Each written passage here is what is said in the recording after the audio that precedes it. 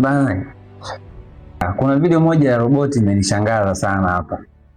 Lakini kabla sijaonyesha, nataka niwaambie juzi niliona wa China wametoa roboti ambaye ana uwezo wa kufanya massage. Yaani just imagine roboti anakufanyia massage. Umeona? Huyo ni roboti kuanzia mwanzo mwisho, roboti anafanya massage.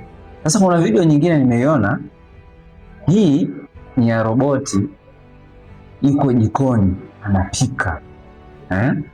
Anapika na kikiva anajua anapakua. So kwa nicho kuja kukiona, kila kitu ambacho unakijua wewe kinafanywa na binadamu itakuja kufanywa na roboti. Yaani one day tu itakuja kufanywa na roboti, kwa sababu tunapambana kutengeneza roboti ambaye atafanya kila kitu. Yaani wanaamini kwamba kila kitu ambacho binadamu ana uwezo wa kufanya, roboti pia ana uwezo wa kufanya. So hawa jamaa hawa China wako spidi sana kwenye issue za teknolojia na issue za innovation ambazo zinafanya.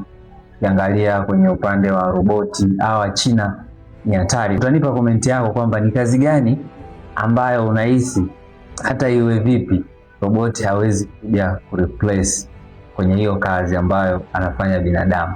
So kunifollow, lakini pia kulike na kushare video hii kwa rafiki yako ili naye akapate kujua dunia sasa hivi inaelekea wapi.